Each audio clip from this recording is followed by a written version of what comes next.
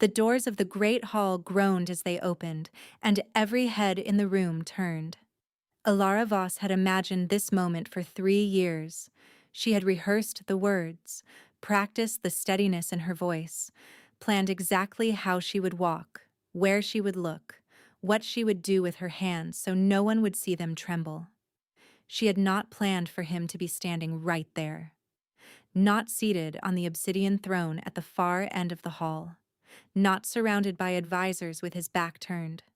Standing 12 feet from the entrance, mid-conversation with his war general, close enough that she could see the exact moment recognition hit his face. King Soren Kale went still. Not the controlled stillness of a man composing himself. The absolute predatory stillness of a wolf who has caught a scent he never expected to smell again. His conversation stopped. The general beside him looked confused. Then followed the king's gaze to the doorway, and his confusion deepened. Alara's rehearsed composure cracked down the center.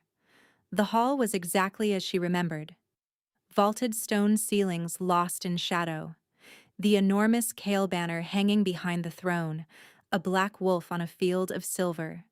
She knew every stone in this room. She had walked across them 1,000 times as queen. 3 years. 3 years since she had stood in this hall. 3 years since she had walked out of the palace in the dead of winter with nothing but the clothes on her back and a secret buried so deep inside her body that even she had not fully understood it yet. 3 years, and he looked exactly the same. Tall, brutally handsome, his dark hair cropped close, his jaw set in that hard, unreadable line she had spent the first year of their marriage trying to decode and the second year trying to forget. His shoulders filled the black military coat like it had been stitched around him. His amber eyes, wolf's eyes, burned into her from across the room. She was not prepared for the way her chest seized at the sight of him. Her wolf, dormant for so long she had almost forgotten the creature existed, surged beneath her skin with a force that nearly buckled her knees. The bond. The wretched bond that 3 years and 400 miles had not managed to sever. It roared to life like a fire doused in oil, flooding her veins with heat and longing and fury in equal measure. Alara locked her spine straight and lifted her chin. She had not come back for him. She had come back to end this. Behind her, hidden beneath the heavy traveling cloak draped over her nursemaid Bessa's arms, a small voice whimpered. Alara's blood turned to ice. Not now. Please. Not now. Soren's gaze shifted, moved past Alara's shoulder to the bundle in Bessa's arms. Something flickered across his face, fast and unreadable. His nostrils flared. The room had gone deathly silent.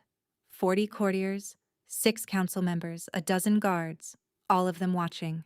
Alara could hear her own heartbeat in her ears, could feel the weight of every gaze pressing down on her like stone. Soren took one step forward. Ilara, he said. Just her name. Low, rough, stripped of every pretense. It hit her like a physical blow. She opened her mouth to deliver the speech she had spent 3 years composing.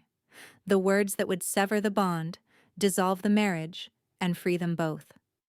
But before she could speak, the bundle in Bessa's arms let out a sharp, unmistakable cry. A child's cry. The sound cut through the silence of the great hall like a blade. Every person in the room heard it. Every person in the room saw the king's face change. The hardness did not leave. Something far more dangerous replaced it. A slow, terrible comprehension that moved through his features like a storm front rolling across open land. His amber eyes locked onto the bundle, then onto Alara, then back to the bundle. Whose child? He asked. His voice was quiet, the kind of quiet that made seasoned generals take a step back. Ilara's throat closed, her carefully rehearsed words disintegrated. Everything she had planned, everything she had prepared, collapsed around her in the space of a single heartbeat. The courtiers were frozen. She could feel their shock radiating outward like heat from a forge. Whispers would follow. Scandal would follow. Everything she had tried to prevent by leaving in the first place was unraveling in front of 40 witnesses. Bessa shifted the child instinctively, drawing the bundle closer to her chest, protective. The nursemaid's face was pale, her eyes wide, but she held her ground. She had promised Alara she would hold her ground. Soren took another step forward, then another. Each one deliberate, measured, the walk of a predator closing distance. His gaze never left the child, because the child in Bessa's arms had just opened her eyes, and they were amber. Wolf's eyes. His eyes. The king stopped breathing. Ilara had not wanted to marry a king. She had not wanted to marry anyone, truthfully, but a king least of all. The arrangement had been forged in the language of politics, not affection.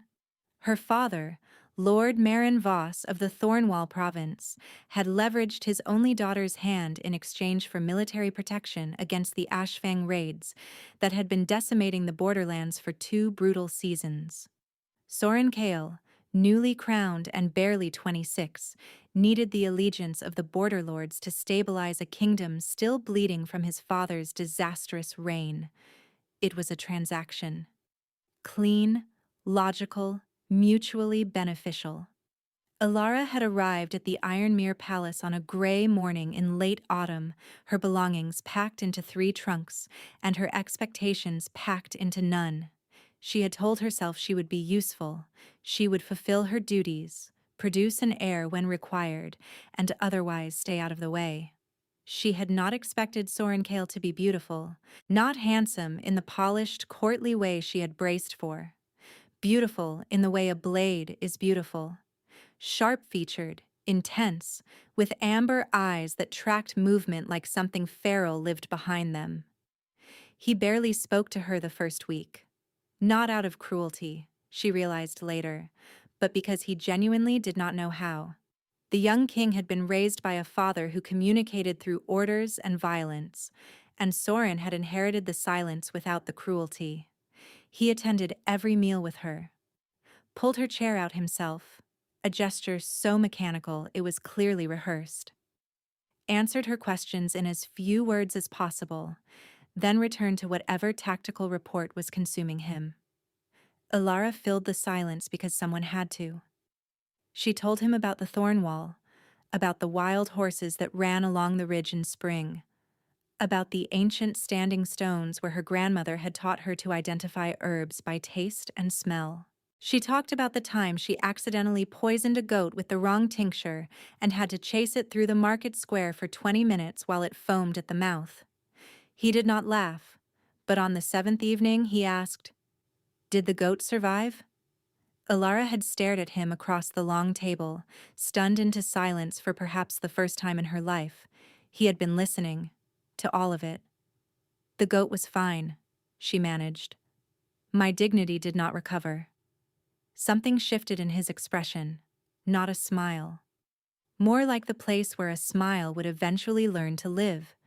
The marriage, against all odds, began to breathe, not flourish.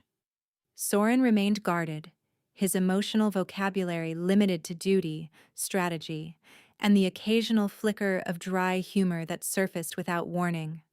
But Alara learned to read the silences, the way he lingered at the breakfast table when she was talking, pretending to read reports. The way he positioned himself between her and any perceived threat without conscious thought.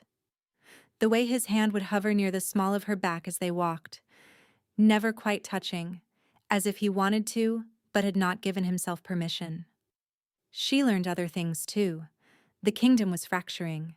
The Ashfang wolves, driven from their ancestral hunting grounds by famine, were growing bolder, and the noble houses were split between those who wanted diplomacy and those who wanted extermination. Soren worked constantly. She would find him in his study long past midnight, maps spread across the desk, candles burned to stumps. He ate when reminded. Slept, she suspected, almost never. One night, 2 months into the marriage, Alara woke to the sound of something breaking. She found him in his study, a shattered glass on the floor, his hands braced against the desk, his breathing ragged. "Soren?" she whispered from the doorway. He did not turn around. "Go back to bed." She did not. She crossed the room, knelt beside the broken glass, and began picking up the pieces. "Leave it," he said, his voice tight. "You will cut yourself," she replied, not looking up. "Ilara." "I am picking up glass, not staging a revolt. You can resume brooding in a moment." The silence that followed was so sharp she thought she had gone too far. Then she heard a sound she had never heard before. A breath that was almost a laugh, bitten off before it could fully form. She looked up. His eyes were fixed on her, and in them she saw something that made her chest tighten. Not amusement, though that was there. Exhaustion. The kind that lived in the bones and had nothing to do with sleep. "The council wants me to march on the Ashfang wintering grounds," he said quietly. "Raise them before spring." "Women and children included?" Alara asked. His jaw tightened. "That is the implication." "And what do you want?" He stared at her like no one had ever asked him that question. Maybe no one had. "I want them to stop dying," he said. "All of them." Something changed between them that night. Not the bond. The bond had always been there, a low hum beneath her skin that she had learned to ignore. This was different. This was a choice. Two people deciding to see each other. The months that followed were the closest thing to happiness Alara had ever known. It arrived quietly, without announcement, in the small moments she had not thought to guard herself against. The way he started waiting for her before eating, even when she was late. The way he began leaving books on her nightstand, volumes on herbalism and botanical illustration that he had clearly gone out of his way to find. The way he said her name differently now, softer, like it had become something worth being careful with. She fell in love with him the way you fall asleep. Slowly, then all at once. And by the time she realized what had happened, it was far too late to protect herself. They shared their first night together in late winter, when snow piled against the windows and the fire burned low. He was careful with her in a way that undid her completely. Afterward, he held her against his chest and pressed his mouth to her hair, and she felt the bond between them flare bright and warm and terrifying. She should have known then. Happiness that fierce always comes with a price. And then he rode to war. The war was supposed to last weeks. It lasted 14 months. Ilara received letters at first. Short, clipped dispatches written in Soren's cramped hand, stripped of anything personal. Casualty figures that climbed with each message. She read between the lines and tasted ash. Then the letters stopped. Weeks of silence. She petitioned Soren's steward, Lord Hadrian, for information and received polished reassurances that told her nothing. She pressed the War Council for updates and was told, with varying degrees of condescension, that the Queen's concern was noted and unnecessary.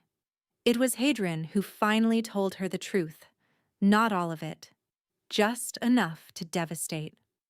"There have been significant losses," he said, standing in the doorway of her chambers like he did not intend to stay long enough to sit. The Ashfang resistance was more organized than anticipated. The king was injured in the third engagement. The floor tilted beneath Alara's feet. "How badly?" "He will recover." "That is not what I asked."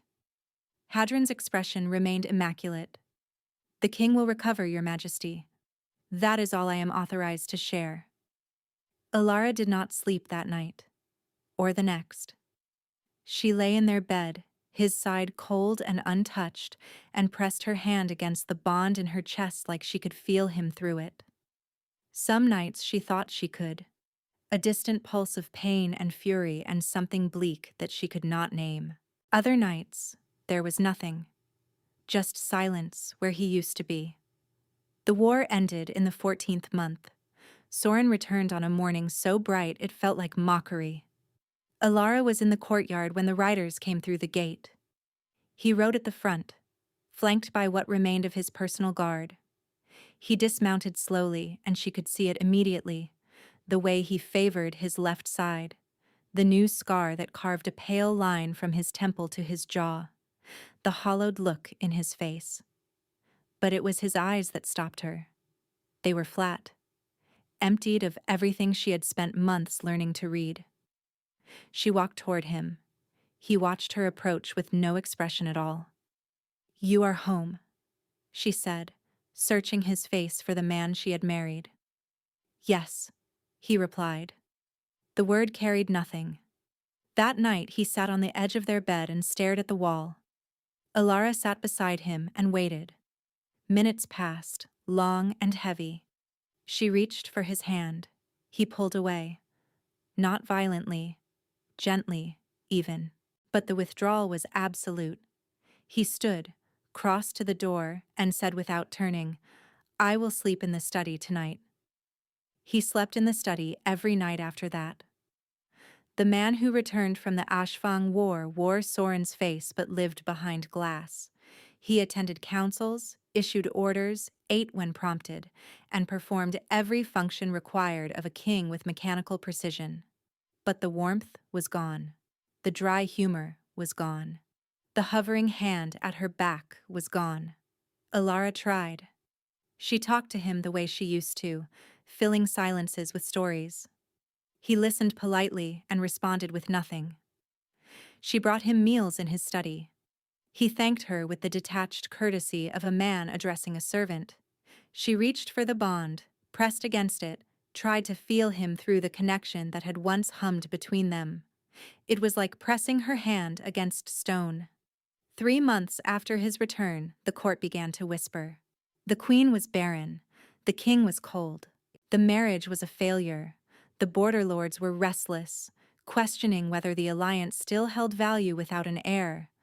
Alara could bear the whispers. She could bear the cold bed and the locked study door, and the polite, empty courtesy he offered in place of everything he used to be. What she could not bear was the night she finally confronted him. She found him in his study past midnight, the same scene from a year ago, but the man sitting behind the desk was a stranger. "Soren, talk to me," she said. "Please." He looked up. "About what?" "About anything. About the war. About what happened to you. About why you will not let me near you." Something moved behind his eyes, deep and fast, like a creature diving beneath the surface. Then it was gone. "Nothing happened to me," he said. "You are lying. I am telling you what you need to hear. I need to hear the truth." He stood, and the full height of him filled the room in a way that used to make her feel safe, and now made her feel like she was standing on the wrong side of a locked door. "The truth," he said, his voice flat, "is that the war is over, the kingdom is stable, you are safe. There is nothing more to discuss." "And us?" Alara whispered. "Is there anything left to discuss about us?" The silence lasted too long. She watched his face and saw the answer before he spoke it. "You should rest," he said. "It is late." She left his study that night and did not go back. She did not reach for the bond again. She did not try to fill the silence. 2 weeks later, a healer in the servants' quarters confirmed what Ilara had suspected for days. She was carrying the king's child. She stood in the healer's dim room, her hand pressed to her stomach, and felt the ground open beneath her. A child. His child. Growing inside her while the man who had fathered it could not bring himself to touch her hand. She could tell him. She could walk to his study right now and tell him, and maybe it would change everything. Maybe it would crack the glass. Maybe he would come back to her. Or maybe he would look at her the way he had been looking at her for 3 months. Politely, distantly, like she was a duty he had already fulfilled. Alara made her decision that night. She packed one trunk. She left her crown on the vanity, her rings on the nightstand, and a sealed letter on his desk that said only what needed to be said. She asked for nothing. She explained nothing. She simply left. She walked out of the Iron Mirror Palace before dawn, accompanied only by Bessa, her nursemaid, and disappeared into the winter dark. No one followed her, and for 3 years, she convinced herself that no one had wanted to. The Great Hall had erupted into chaos the moment Alara was escorted out. She knew this because she could hear it through the walls, the roar of voices, Soren's above them all, issuing commands that shook dust from the rafters. They put her in a waiting chamber off the east corridor. Stone walls, a narrow window, a single chair. Bessa sat beside her, the child asleep again in her arms, mercifully quiet. "That went well," Bessa said. Alara pressed her hands over her face. He saw her. He saw her eyes. Every person in that room saw her eyes, lamb. The door opened. A woman entered, tall and angular, with silver threaded through dark hair pulled back in a severe knot. She wore healer's robes and carried herself with the particular authority of someone who had spent decades being right about things other people did not want to hear.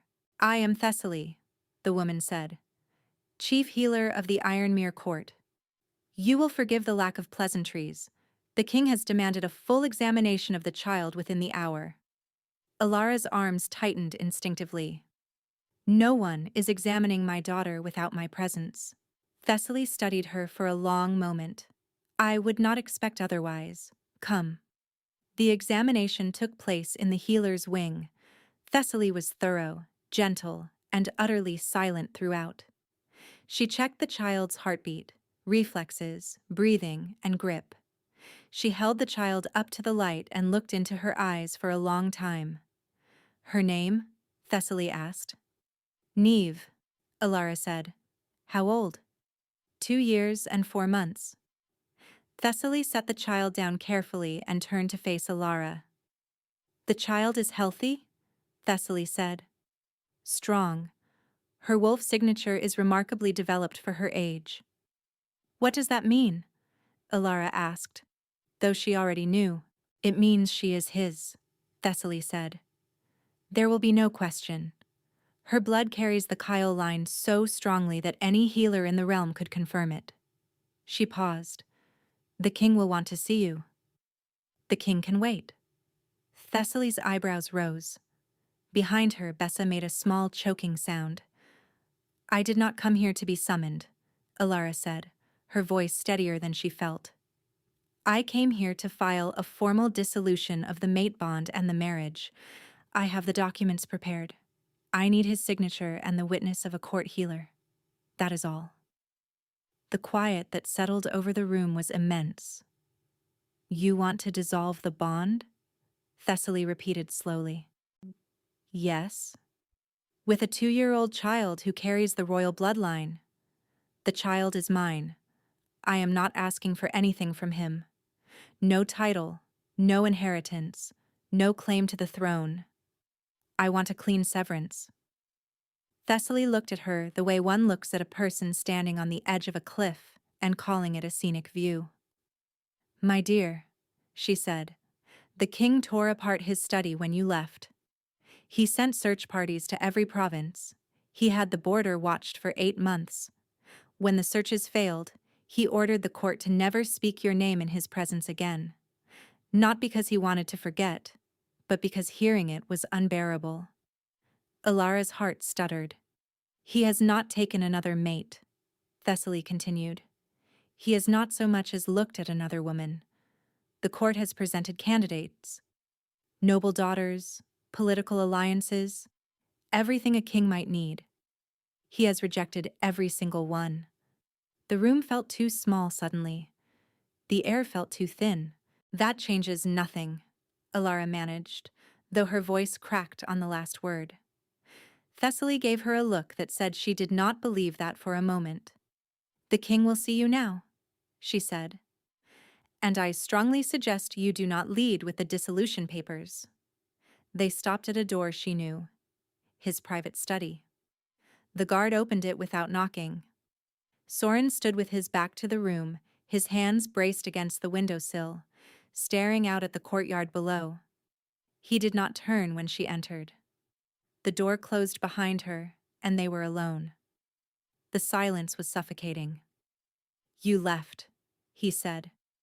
His voice was raw, stripped down to something she had never heard before. Not the king's voice, not the commander's voice, something underneath all of it. "You were gone," Alara replied. "Long before I was." He turned, and the look on his face nearly destroyed her. It was not anger, though she could see anger beneath the surface, coiled and barely contained. It was devastation. The kind that lives in a person for years and hollows them out from the inside. "You were pregnant," he said. "You were pregnant, and you did not tell me. You would not have heard me if I had." He flinched. "You think so little of me?" "I think you were drowning, and I was not going to let my child drown with you." The word "my" landed between them like a blade. His eyes went dark. "Our child?" he corrected, his voice dangerously quiet. "She is our child, Alara." Alara's throat tightened. She had prepared for his anger. She had braced for his authority, his commands, his cold, kingly composure. She had not prepared for the grief. "I want to see her," he said. "Soren. I have a daughter I have never held. I have a daughter whose name I did not know until a healer told me 20 minutes ago." His voice broke on the last word, and the sound of it cracked something open in Alara's chest that she had spent 3 years sealing shut. "I will not keep her from you," Alara said quietly. "That was never my intention." "Then why?" He took a step toward her. "Why did you run?" "Because I loved you," she said, and the truth of it burned coming out. "And you could not feel it. You could not feel anything. And I would rather have raised her alone than raise her in a house where her father looked through her the way you looked through me." Soren stared at her. His hands hung at his sides, fists clenched so tightly his knuckles had gone white. "You should have told me," he whispered. "You should have let me in," she whispered back. Neither of them moved. The distance between them was 6 feet and 3 years, and every word they had not said, and Alara did not know how to cross it. Then from down the corridor, carried through stone and silence, came the sound of a child crying. Soren's entire body went rigid. Something primal moved through him, instinct overriding everything else. He moved toward the door before Alara could speak, driven by something deeper than thought. "Soren, wait," Alara called after him. But the king was already gone. Alara caught up with him in the corridor outside the healer's wing. She grabbed his arm, felt the heat of him through the fabric, and the bond flared so violently between them that she nearly lost her footing. "You cannot just storm in there," she said, breathless. "She does not know you. She is 2 years old, and she is in a strange place surrounded by strangers. If you walk in there looking like that, you will terrify her." Soren stopped. He looked down at her hand on his arm, then at her face. "Looking like what?" "Like a king preparing for battle." Something shifted in his expression. The hard lines softened, just fractionally, and she saw it again, the man beneath the armor. The one who had asked about a goat. The one whose hand had hovered at her back, wanting to touch but not knowing how. "What do I do?" he asked, and the vulnerability in the question was so raw, so unlike anything she had ever heard from him, that Alara's chest ached. "You sit down," she said. "You make yourself small. You let her come to you." He looked at her like she had asked him to disarm in enemy territory. "I know," Alara said, "but she is not a council meeting. She is a child, and she decides who she trusts." They entered the healer's wing together. Neve was sitting on Bessa's lap, her small face blotchy from crying, her amber eyes wide and suspicious. When she saw Ilara, she reached out immediately, her fingers grasping. "Mama," she said. Ilara took her, pressing the child against her chest, and felt the knot in her stomach loosen for the first time since she had stepped through the palace gates. Neve's small fingers twisted into her hair, holding on. Soren had stopped in the doorway, He was staring at the child with an expression Alara had never seen on his face. Not the controlled blankness he wore for the court. Not the intensity he carried into war councils. Something entirely unguarded, stripped of every defense, and so full of longing it was almost unbearable to witness. Neve, Alara said softly, shifting the child in her arms. This is someone Mama wants you to meet. Neve turned her head and looked at the king of the realm. Soren did what Alara had told him. He sat down. Not in a chair. On the floor. The Alpha King of Ironmere, commander of armies, conqueror of the Ashfang territories, sat down on the cold stone floor of the healer's wing and made himself small.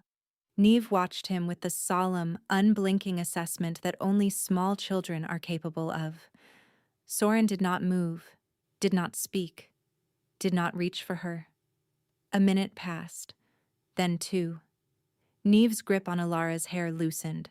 She leaned forward slightly, studying the stranger on the floor with open curiosity. Then she pointed at the scar on his face. "Hurt?" she said. Something cracked in Soren's composure. "Yes," he managed, "but it is better now." Neve considered this. Then she wriggled free of Alara's arms, slid to the floor, and toddled across the distance between them with the fearless confidence of someone who has not yet learned that the world can be cruel. She stopped in front of him, reached up with one small hand, and pressed her palm against the scar on his cheek. Soren's eyes closed. His hand came up, trembling, and covered hers. His shoulders shook once, hard, and he pressed his lips together to keep the sound inside. Behind them, Bessa turned away, wiping her eyes with her sleeve. Thessaly, who had been standing in the doorway observing with clinical detachment, looked down at her hands. Neve patted the scar gently. "Better?" she asked. "Yes," Soren said, his voice barely holding. "Much better." Neve smiled. It was a devastating thing, that smile. Because it was Alara's smile on a face that was unmistakably his, and the combination of the two of them in one small person seemed to undo something fundamental in the king's composure. He gathered the child into his arms slowly, carefully, like she was made of something that would shatter if he moved too fast. Neve settled against his chest without protest, her head tucking beneath his chin. Soren held her, and Alara watched the last 3 years catch up with him all at once. Alara watched from across the room, tears streaming silently down her face, and felt something she had not expected. Not the dissolution she had come for. Not the clean severance she had planned. Something far more dangerous. Hope. That night, Thessaly assigned Alara a chamber in the royal wing. Not her old rooms. Those had been sealed since the day she left. A new chamber, 2 doors down from Soren's. "The king has requested that you remain in the palace while the matter of the child's status is resolved," Thessaly informed her. Alara understood perfectly. Neve was no longer just her daughter. She was a political reality, a bloodline, a succession, a claim to the throne that every noble house would have an opinion about. She had walked back into the palace to end her marriage. Instead, she had handed Soren the one thing that made leaving again nearly impossible. Bessa appeared in the doorway, as if summoned by the scent of regret. "The king has requested to see Neve again tomorrow morning," she said. He was very polite about it. Used the word please twice. Alara sat on the edge of the bed. "He sat on the floor, Bessa. He sat on the floor for her. Men will do extraordinary things when they discover what they have lost." Alara pressed her hands over her eyes. The bond hummed in her chest, louder than it had been in years, warming her from the inside like sunlight through glass. She hated it. She needed it. Both feelings were true, and neither one was winning. Down the corridor, through stone and silence, she heard Soren's door close. He was 2 rooms away. Close enough to feel through the bond if she let herself. Close enough that her wolf pressed against her ribs, restless and aching, desperate to close the distance. Alara rolled over, pulled the blanket to her chin, and told herself she would file the dissolution papers in the morning. She did not file them in the morning. Days passed, and Alara did not file the papers. She told herself it was logistics. The court registrar was unavailable. The timing was not right. She knew she was lying. The truth was simpler. Soren was dismantling every wall she had built, and he was doing it without trying. He was doing it by sitting on the floor. Every morning he appeared at the nursery Thessaly had arranged. He knocked. He waited for permission to enter. He sat on the floor, and he let Neve decide the terms. The first morning, Neve brought him a wooden horse from a basket of toys. She set it on his knee and said, "Horse." He looked at the toy like it was the most complex diplomatic document he had ever received. "Yes," he confirmed. "Horse." The second morning, she climbed into his lap without warning. Soren froze, his hands hovering in the air like he was afraid any movement would break the spell. His eyes found Alara's across the room, and the helplessness in them was so raw that she had to look away before she did something unforgivable, like cross the room and touch him. By the fourth morning, Neve had claimed him entirely. She fed him imaginary food from a wooden cup, and he pretended to eat it. She put a cloth over his head and shrieked with delight when he pulled it off. He laughed. The sound stopped Alara dead in the doorway. She had heard him laugh before, once or twice in the early months of their marriage, bitten off sounds that barely qualified. This was different. This was full and startled and genuine, pulled out of him by a 2-year-old with a cloth on his head, and it transformed his entire face. He caught her staring, their eyes held across the nursery, and the air between them thickened. Alara looked away first. She could not afford this. Every moment she stayed, every morning she watched him learn to be a father, she was losing ground. She had come here with a purpose, dissolution, freedom, a clean break from a man who had not been able to love her when it mattered. But the man in the nursery was not the man she had left. That man had been unreachable, a ghost wearing the shape of someone she loved. This man sat on cold stone floors. This man said please twice. This man held a wooden horse on his knee with the careful reverence of someone who understood what he had nearly lost. Alara was terrified. Not of him, of herself. Of what she would do if she stayed too long. Because once the walls came down, she would not survive building them again. On the 5th night, Neve had a fever.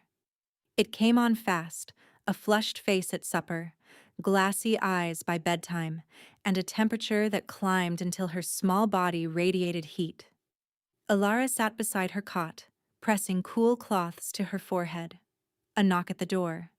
Not a servant's knock. Too heavy, too deliberate. She opened it. Soren stood in the corridor, still dressed, his coat unbuttoned. It was past midnight. "Thessaly told me," he said. "How is she?" "It is a fever. Children get fevers. She will be fine." He did not move, did not leave.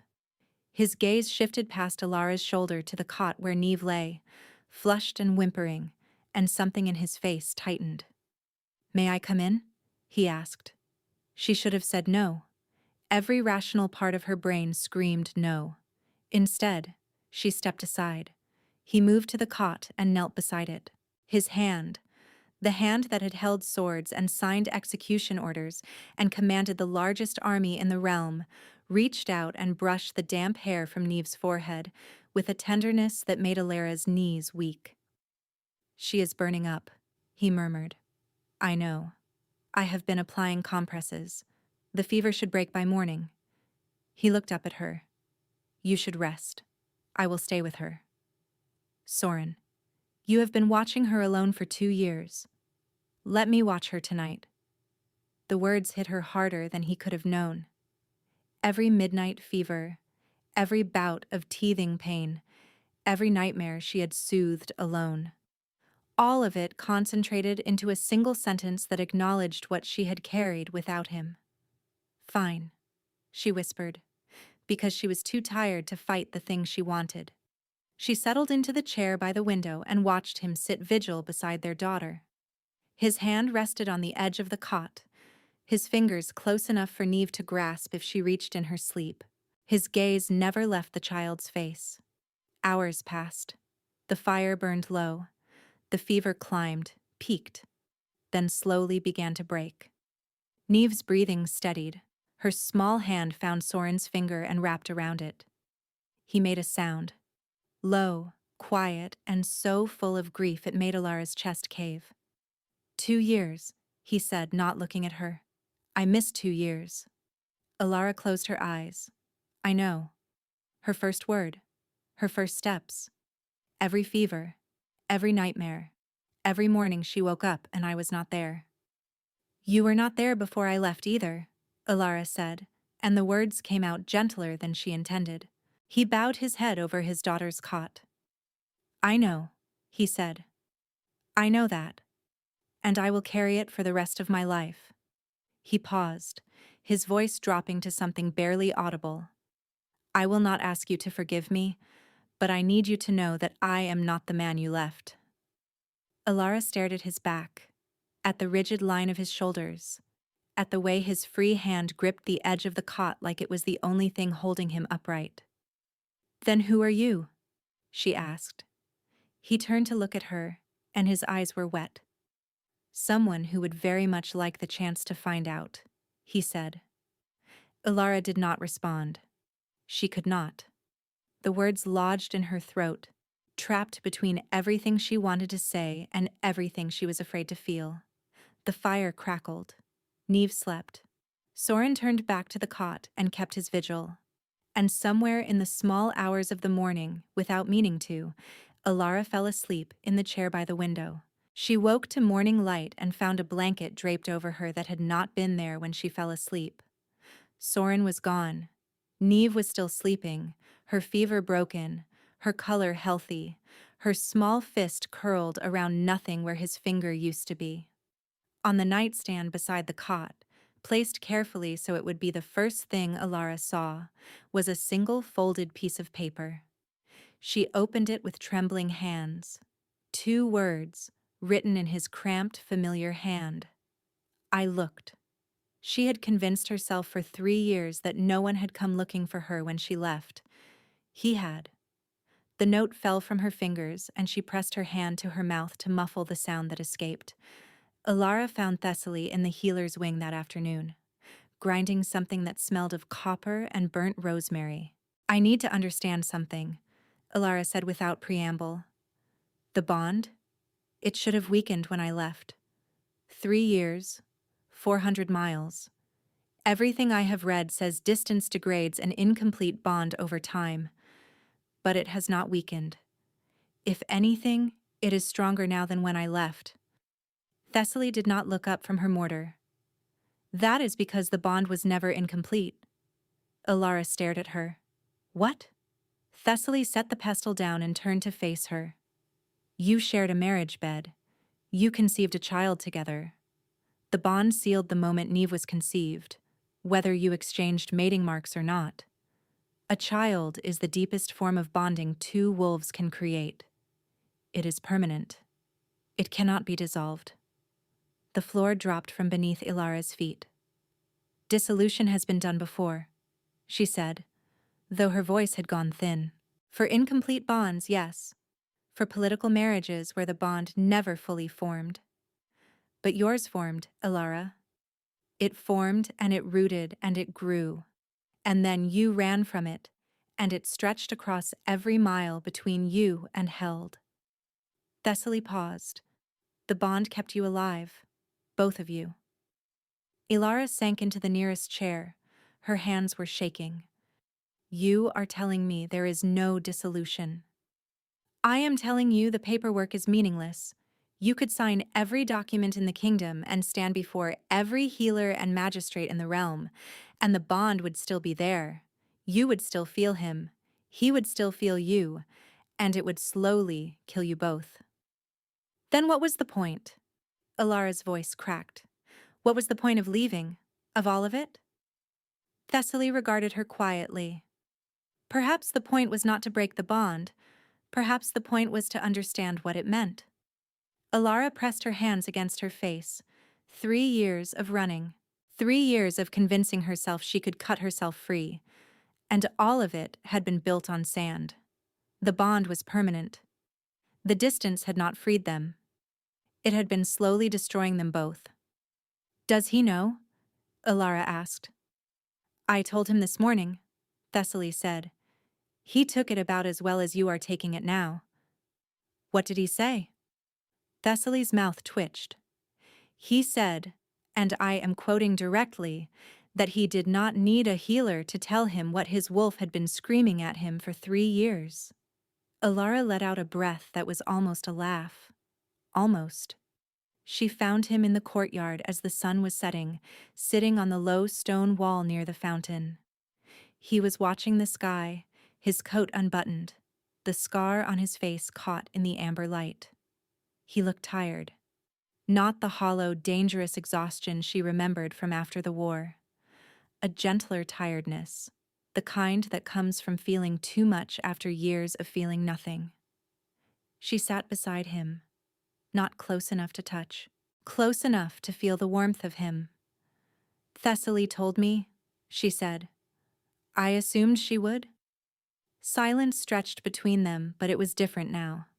Not the locked, impenetrable silence of 3 years ago. Something more tentative, like the careful quiet of two people who have both been wounded and are trying not to wound each other again. "I owe you an explanation," Soren said, "about the war, about why I could not reach you when I came back." Alara turned to look at him. "You do not owe me anything." "Yes, I do." He kept his gaze on the horizon, his jaw tight. "I have never told anyone what happened in the Ashfang territories. Not Hadron, not the council, not the healers. I buried it, and I told myself that was strength, and I let it rot inside me until it poisoned everything I touched."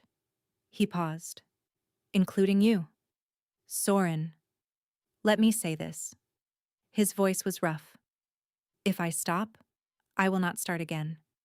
She fell silent. "We marched on the Ashfang settlements because every other option had been exhausted. Fenric refused peace. His raids were escalating. Civilians were dying on our borders every week." He swallowed. But the settlements were not military encampments. They were villages, families. His hands clenched on his knees. "I gave the order to hold back non-combatants, to separate the fighters from the civilians." He stopped, and the weight of what he was about to say pressed the air flat. "It did not work," Alara said softly. No." The word was barely audible. "The fighting spread too fast. Fenric had armed everyone, women, elders, adolescents, barely old enough to shift. They fought because they believed we were there to exterminate them. And in the chaos, my soldiers could not tell who was a combatant and who was a mother holding a kitchen knife because she was terrified." His voice fractured. "I held a woman's body afterward. She could not have been more than 17. She had a child strapped to her back. The child survived. The mother did not." Alara's tears fell silently. She did not wipe them. "When I came home, I was not here," Soren continued. "My body was in this palace, but I was still in that settlement. I could not feel anything. You were right there, and I knew it, and I could not close the distance. It was like being trapped behind glass." "I know," Alara whispered. "I could feel it." He turned to her finally. His eyes were red, his face stripped of every defense. "I thought if I stayed away from you, the rot would not spread. I thought if I locked it inside, it would stay contained. Instead, it drove you away, and I lost you. And I lost a daughter I did not know existed, and the only thing worse than the war was the silence you left behind." Ilara reached for his hand.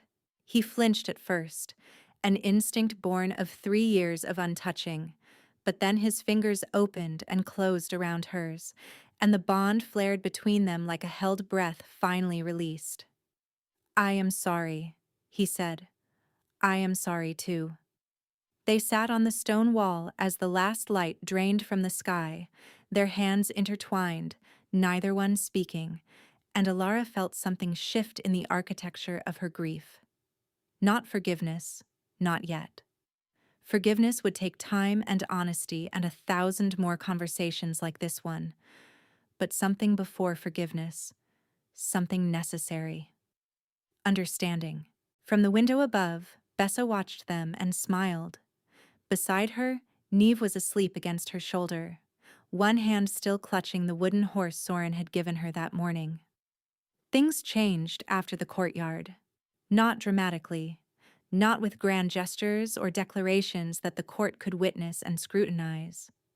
The changes were small, careful, and almost unbearably tender in their restraint. Soren began walking Alara back to her chamber after supper. Not touching, not speaking much, just the quiet presence of him beside her. At her door, he would pause. They would look at each other in the lamplight, and the space between them would hum with everything unsaid, and then he would say goodnight and walk to his own door 2 rooms away. It was maddening. It was beautiful. The nursery became their neutral ground. Neve, oblivious to the complicated history unfolding around her, served as the bridge neither of them could build alone. When Neve put a wooden crown on Soren's head and declared him King Papa, Ilara laughed so hard she had to leave the room. When she came back, Soren was still wearing the crown, his expression gravely dignified, while Neve arranged toy soldiers around his knees. "I have been given a field promotion," he informed Ilara. "You look very distinguished, Your Majesty." "Neve seems to think I am also a horse. She tried to ride my back earlier." "Did you let her?" "Of course I let her. She is my commanding officer." Ilara bit her lip against the swell of warmth in her chest. This was the man she had married. The one who existed beneath the armor and the silence and the crushing weight of a crown he had never asked for. He had always been there, buried under rubble, and it had taken a 2-year-old with amber eyes to dig him out. But the tenderness between them coexisted with something darker. The bond was not patient. It pressed against Ilara's ribs with increasing urgency, sharpening whenever Soren was near and hollowing when he was away. She caught herself leaning toward him when they sat together, caught herself breathing deeper when he passed close enough for his scent to reach her, caught herself staring at his hands, his jaw, the column of his throat. He was doing the same. She could feel it through the bond, a barely leashed heat that spiked when their eyes met and retreated the moment he became aware of it. On the 9th night after the courtyard, Ilara could not sleep. The bond was relentless, pulling at her chest, humming in her blood, demanding closure in a language that had nothing to do with words. She lay in her bed and stared at the ceiling and felt him through the wall, 2 rooms away, equally awake, equally restless. She got up, crossed her chamber in the dark, opened her door. He was standing in the corridor. They stared at each other. He was in sleep clothes, his shirt untucked, his feet bare against the cold stone. His hair was disordered, his eyes bright in the lamplight, and the look on his face was that of a man who had been fighting a losing battle and had finally stopped fighting. "I was coming to you," he said. "I know," she replied. "I was coming to you." The distance between them was 3 steps. He closed it in 2.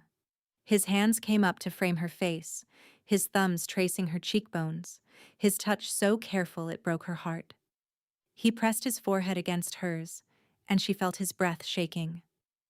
"Tell me to go back to my room," he said. "No." "Ilara." "No." She kissed him. Not gently, not carefully, not with the measured restraint they had been practicing for days. She kissed him with 3 years of silence behind it. He responded like a man who had been holding his breath for 1,000 days. His arms wrapped around her, pulling her against him, and the bond surged between them, flooding every nerve with light and warmth and recognition. He held her face in his hands and kissed her until the distance between them no longer existed. That night, They chose each other again. Not with the careful uncertainty of two strangers, but with the tender, deliberate devotion of two people who knew exactly where the other was wounded. The bond sealed shut between them, complete and unbreakable, and the relief of it was so overwhelming that she wept. Soren held her afterward, his face buried in her hair. His heartbeat was steady against her back. "Stay," he said. Not a command, a plea. "I am not leaving," Alara whispered. "Not again. Not ever." He pulled her closer and she felt his breathing steady, felt the tension that had lived in his body for years begin, finally, to release. His arm tightened around her waist, his hand spread protectively across her stomach, and she felt him surrender to something he had been resisting since the moment she walked back through the doors of the great hall. Trust. She closed her eyes. The bond hummed between them, warm and golden and complete. She slept deeply for the first time in 3 years. But in the darkest part of the night, she woke to the sound of Soren screaming. Alara jolted upright. Soren was rigid beside her, his back arched, his hands clawing at the sheets. His eyes were open but unseeing, fixed on something that was not in the room. "Soren." She grabbed his shoulders. "Soren, wake up." He did not respond. His breathing was ragged, shallow, and through the bond she felt it. A wave of horror so intense it nearly pulled her under. Guilt, grief, and something else. Something cold and patient and hungry that did not belong to him. The bond flared, and the room dissolved. Alara was standing in ash, gray ash that covered the ground as far as she could see, smelling of smoke and ruin. The sky was the color of bruised skin, and the air was perfectly still. She knew immediately this was not a dream. She could feel the ash between her toes. She could taste the soot on her tongue. Soren stood ahead of her, his back to her, motionless. Around him, arranged in a loose circle, stood figures, dozens of them. Men, women, adolescents, their faces blank, their wounds visible. The dead from the Ashfang territories. Alara's stomach turned to ice. "Soren," she called, moving toward him. He did not react. His gaze was locked on the circle of the dead, his face drained of color, his body held in the rigid posture of a man enduring punishment he believed he deserved. The figures began to speak, not all at once. One voice, then another, layering over each other until the sound was a low, relentless chorus of accusation. "You gave the order. You could have stopped it. My child was on my back. You saw me. You did nothing." Ilara reached Soren's side and took his arm. He was shaking beneath her grip. Through the bond, she felt what he felt, and it was annihilating. The guilt was not a feeling. It was a structure. A prison built from the inside out, reinforced every night with the same accusations, the same faces. "This is not real," Alara said firmly. "It is real," Soren said, his voice hollow. "They are real. They were real. They were real. What happened to them was real. But this place is not where they live now. This place is where you keep punishing yourself." The figures pressed closer. The young woman from his story stepped forward, the one with the child on her back, and Alara saw her face clearly for the first time. Young, terrified, fierce. The face of a mother who had died trying to protect her child. "You killed me," the figure said, and Soren's knees buckled. Ilara caught him, held him upright with strength she did not know she possessed. "Listen to me," she said, her voice cutting through the murmur of the dead. "You did not kill her. War killed her. A war you tried to prevent, fought to end, and carry with you every single day. You are not enough to save everyone. No one could have been. I should have been. Then I should have stayed. When you came back broken, I should have stayed and fought harder instead of running. I should have been strong enough to reach you through the glass. but I was not. And I have spent 3 years punishing myself for it, the way you have spent 3 years punishing yourself for this. He looked at her, really looked at her, not through the haze of guilt, but at her, seeing her. We are the same, Alara said, her voice breaking. We both built prisons out of our own pain and climbed inside and called it what we deserved. But it is not what we deserve. It is not what Neve deserves. And it is not what they deserve. She gestured at the figures. They deserve to be mourned. They deserve to be remembered. But they do not deserve to be turned into weapons you use against yourself every night. The ash stirred beneath their feet. The figures wavered. You have a daughter who puts wooden crowns on your head, Alara continued, tears running down her face. You have a mate who crossed a kingdom to come back to you. You are allowed to carry the grief without letting it carry you. You are allowed to live, Soren. Please, choose to live. The circle of the dead stood still. Soren stared at them, his body shaking, the bond between them burning like a wire pulled taut. Then the young woman with the child on her back looked at Alara. Not at Soren. At Alara. And something in her blank expression shifted. The accusation drained away, and what remained was exhaustion. The exhaustion of being summoned night after night to perform a role in someone else's suffering. Let us go, the woman said, and it was the first time the voice sounded like her own instead of his. Soren made a sound that came from somewhere deeper than his chest, a raw, tearing grief that had been locked inside him for years. He pressed his face into Alara's shoulder and broke open, and the dam that had held everything back since the war collapsed completely. The figures dissolved. Not dramatically, not all at once. They faded the way morning fog fades, gradually, gently, as if they had been waiting for permission. The ash settled, the bruised sky lightened, and the landscape, the prison he had built inside himself, began to crumble. Alara held him as it fell apart around them, and she did not let go. They woke together, gasping, tangled in the sheets of his bed. The fire had burned down to embers. The room was cold.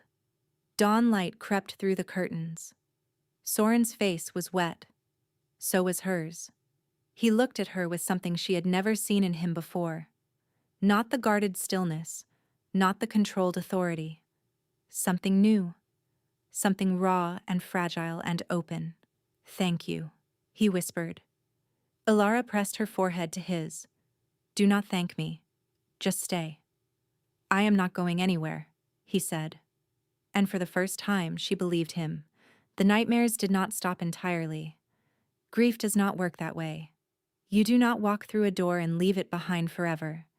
You carry it with you, but you learn slowly to carry it differently. To let it sit beside joy instead of smothering it. Soren still woke in the dark sometimes, his breathing sharp, his hands reaching. But Alara was there. She was always there. And her presence, the scent of her, the weight of the bond between them, pulled him back before the ash could settle around him again. They rebuilt slowly, with the careful patience of two people who understood how much damage haste could cause. The court adjusted, grudgingly at first, then with increasing acceptance as the change in the king became impossible to ignore. He smiled in public now. He left council meetings at a reasonable hour. He ate meals with his family. Neve, for her part, took to palace life with the fearless entitlement of a child who has decided that every room belongs to her personally. She appointed herself supervisor of the royal guard, inspector of the kitchens, and chief advisor on all matters involving toy horses. She is too, Soren told Thessaly when the healer noted this was a terrible precedent. She can have precedent when she is 3. On a morning in late spring, Alara woke to pale gold light pooling across the bed. Soren was still asleep beside her, one arm wrapped around her waist, his breathing deep and even and peaceful.